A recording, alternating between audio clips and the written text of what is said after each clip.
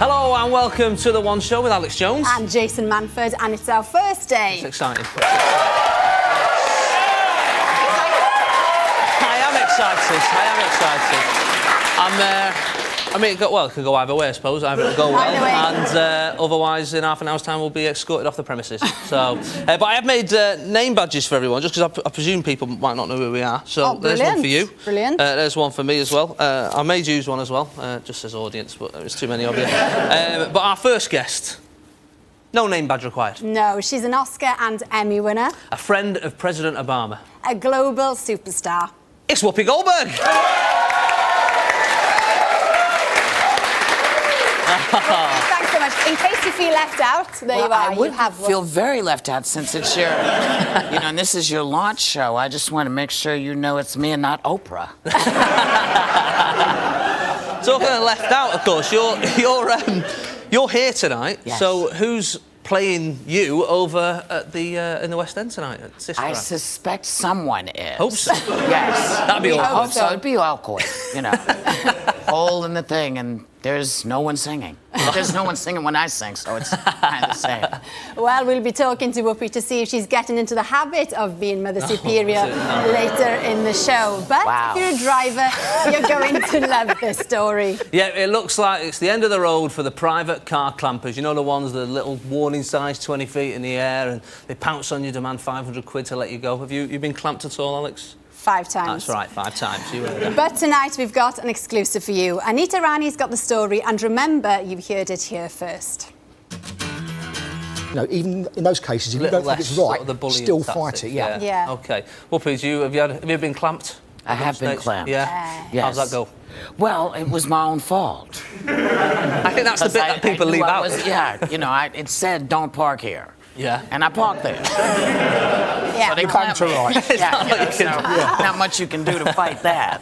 Did they tow your car away? Oh, yeah. Oh, yeah. But see, in the States, they can't just charge whatever they want. Right. You have a finite amount that you're charged. That's the same over here. If they're legitimate clampers, they're only meant to charge up to 150. But the ones without licence are trying to get away with charging what they want. In some cases, it's £400 or £500. £150? That's what it's meant to be. In some cases, it's like 500 quid. That's a monkey, we call that, I mean, that's cheeky, And what if you've got sort of outstanding debts or you're going through the courts at the moment? Is that it? We wipe clean? Well, the big problem here is, of course, once you're clamped, to get your car back, you have to pay the money up front. So it's very hard to pursue it. You can, if you think you've been hard done by, you can take it to a small claims court and fight it. That's one of the issues there.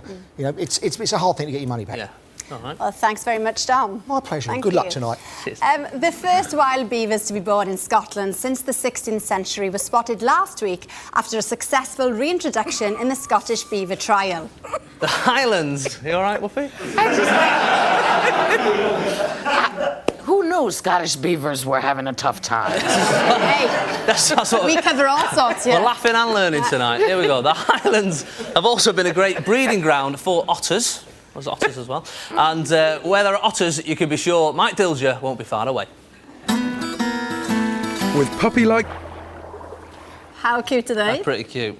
Thanks, Mike, very much. Now, Whoopi, yes. Last Thursday, a gang of us from The One Show went and saw you in Sister Act, and I have to say, you are absolutely phenomenal. Brilliant. So how long are you in the West End for? For another 2 weeks. I have a day job, That's a so I have to go shame. back. Well, it was a great thing to come and do, and it's my debut in the West End, and thank God it went well, because if it hadn't, I don't know what I would have done. Gone home and jumped out the window or something. But and it's a great show to be in, and it's one that I'm producing, so if I'm really bad, I can fire myself. And how does it feel playing that sort of older figure, the Mother Superior? Obviously, at one point you were Dolores, the glamour girl. Well, I was 35 when I played Dolores, and I'm 54 playing Mother Superior. Right. So it just sort of feels right. Now, I always said I would never do this again, because all my nuns a great many of them have passed. And I always said I'll never put on that costume again. I mean, and here I am, sweating like, I can't even say what I'm sweating like this, They're quite heavy, those costumes, aren't Oh, man. Well, I have to tell you, I have personal summers because of my age. Right. So burst into sweats, just out of the blue, and that's what I call the personal summer. So I'm always sort of hot. So, just when I've dried off, it's like, oh no, and I can feel the heat coming from my tippy toes all the way.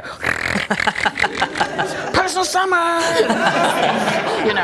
and then on top of being in that whole thing, it's like, come on. Now sing. Now sing. Can you remember the words? It's always interesting because the words come and go in my head. Yeah, of course. Yeah. She's fabulous. The girl you found, Patina Miller. She's It's amazing. wonderful. Yeah. Who discovered her? Was she just an auditionee? Or? I believe that my partners found her. The folks that I'm doing this with found her. And, it took a moment because, she's tall and 23 and beautiful. Yeah. And, I was short and 35 and kind of, had a lot of butt. And I was a little bit like, oh, okay, she's fine. She's really cute. But, she's quite wonderful. She's fantastic, yeah. And the whole cast, you can't ask for better than I got from them because they just brought me in short notice, too. So, you helped sort of soften the image of the nun, I would say, after the big Sister Act films and the stage play. And it's fair to say that when many of us think of a typical sister, well, we have a vision of somebody who is, I don't know. Just like holy, I suppose. Yeah, mild, holy. Charitable. But does their Hollywood persona really suit who they are? Jolly. We set the holy, appropriate Lucy Siegle to find out what are you going on about? Just good at darts, I bet they are. Good at darts.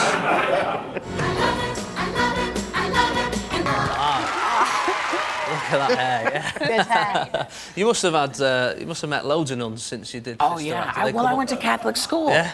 Oh, right. So my whole groove with nuns is pretty good. Yeah. Did they come up to you and talk to you about the film? And yeah, they do. That's they fantastic. do.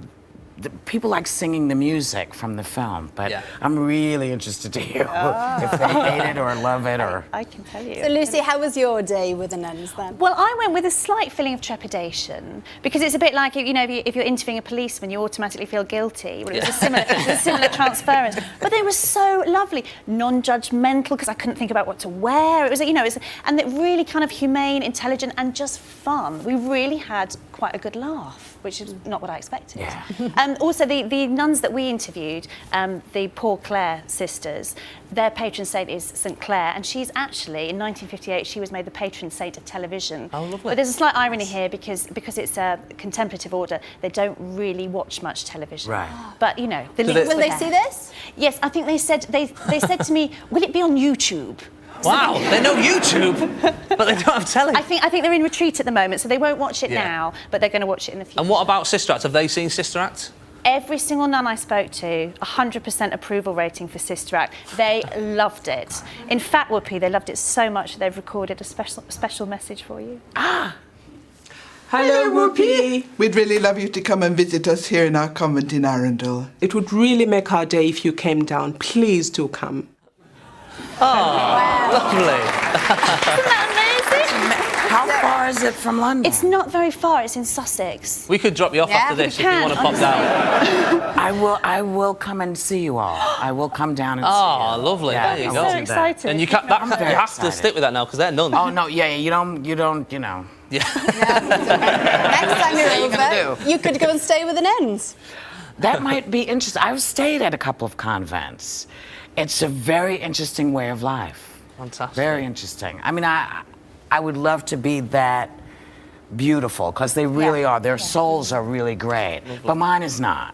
I'm sure There's it's a chance. fine. Lucy, thanks for doing that. It's great. Thank you. Thanks. Well, the seaside resort of Blackpool is famous for its piers, the tower, the illuminations, the trams. Yeah, don't mention the trams. I can still see Corrie's Alan Bradley getting knocked over one of those barbaric machines. Okay.